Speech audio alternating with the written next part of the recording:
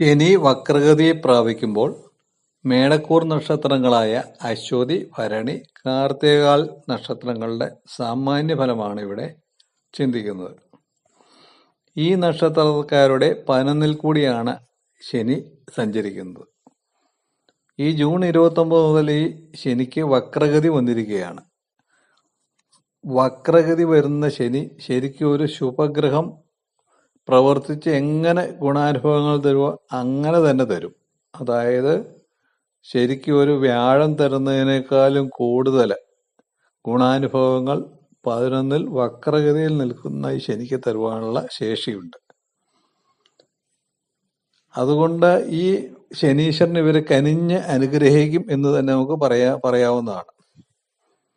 ഈ നക്ഷത്രക്കാർക്ക് ധനഭാവമായ 2-ൽ കൂടിയാണ് സർവേശകാരകനായ ധനകാരകനായ വ്യാഴം സഞ്ചരിക്കുന്നത്.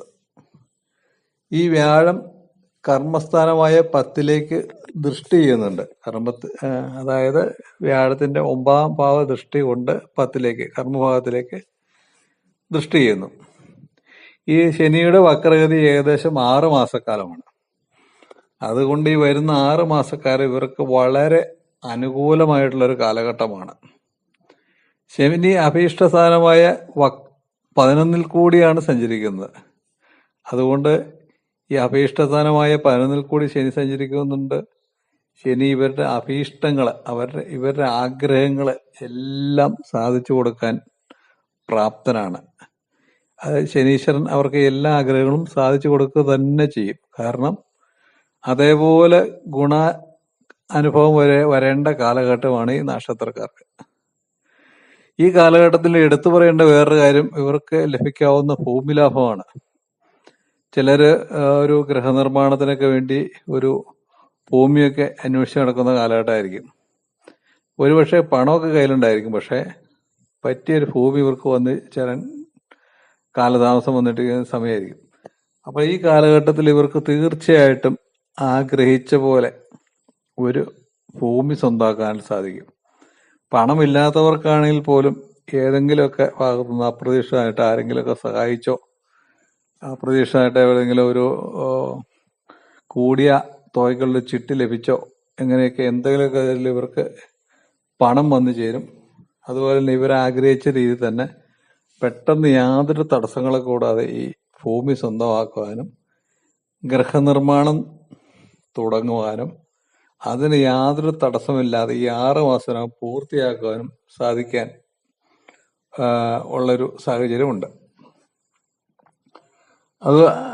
അത് ഈ കർമ്മഭാഗത്തിലേക്കാണ് ഈ വ്യാഴത്തിന്റെ ദൃഷ്ടി വരുന്നതെന്ന് പറഞ്ഞല്ലോ. അപ്പൊ ഇവർക്ക് എന്ത് തൊഴിലിലാണ് ഇവർ ഏർപ്പെട്ടിരിക്കുന്നത് ആ തൊഴിൽ കൂടി തന്നെ ഇവർക്ക് ഇതിനു വേണ്ടി ധനം ലഭിക്കും. അതിൻ്റെ ഒരു പ്രത്യേകതയുണ്ട്.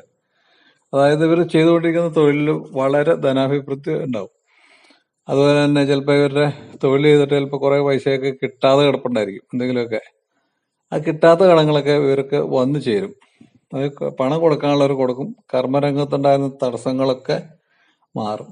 അതുപോലെ തന്നെ താൽക്കാലിക ജോലി ചെയ്യുന്നവർക്കൊക്കെ ഒരുപക്ഷെ ഇതൊക്കെ സ്ഥിരപ്പെട്ടു പോകാനുള്ള സാധ്യതയുണ്ട്. അതുപോലെ സർക്കാർ ജോലിക്കൊക്കെ പരീക്ഷയൊക്കെ എഴുതി ടെസ്റ്റൊക്കെ എഴുതി അല്ലെങ്കിൽ ഇന്റർവ്യൂ ഒക്കെ കഴിഞ്ഞിരിക്കുന്നവർക്ക് ഈ ഒരു സ്ഥിരം ജോലി ലഭിക്കാനുള്ള സാധ്യതയുണ്ട്. അതുപോലെ ഇവരുടെ കുടുംബത്ത് ഐശ്വര്യം ഉണ്ടാവും. കുടുംബത്ത് കലഹം ഉണ്ടാവില്ല. ഭാര്യ ഭർത്താക്കൾ തമ്മിൽ യോജിപ്പായിട്ട് പ്രവർത്തിക്കും.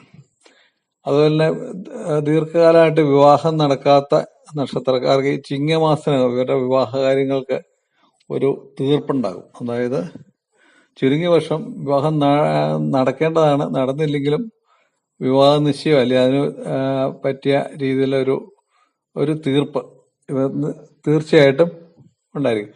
ചില ആൾക്കാർക്ക് നേരത്തെ തന്നെ വീട് പണി മുടങ്ങിക്കിടപ്പുണ്ടായിരിക്കും. മുടങ്ങിക്കിടന്ന വീട് പണി ഇവർക്ക് പൂർത്തിയാക്കുവാനായിട്ട് സാധിക്കും. അതുപോലെ തന്നെ ഉന്നത വിദ്യാഭ്യാസത്തിൽ ഏർപ്പെട്ടിരിക്കുന്ന റിസർച്ച് ചെയ്യുന്നവർക്ക് അല്ലെങ്കിൽ മറ്റേ സിവിൽ സർവീസിന് പഠിക്കുന്നവർക്ക് അങ്ങനെയുള്ളവർക്കൊക്കെ വളരെ അനുകൂലമായ കാലഘട്ടമാണിത്. അവർക്ക് നല്ല രീതിയിൽ ഇത് പൂർത്തിയാക്കുവാനൊക്കെ സാധിക്കും. അതുപോലെ എടുത്തു പറയേണ്ട ഒരു കാര്യം പോലീസ് സേനയിലുള്ളവർക്ക്, അതുപോലെ ആർമി, അതുപോലെ തന്നെ യൂണിഫോം ഒക്കെ അണിഞ്ഞ ഫോഴ്സിലുള്ളവർക്കൊക്കെ വളരെ അനുകൂലമായ കാലഘട്ടമാണ്. അവരൊക്കെ അവരുടെ തൊഴിലിൽ വളരെ ശോഭിക്കും.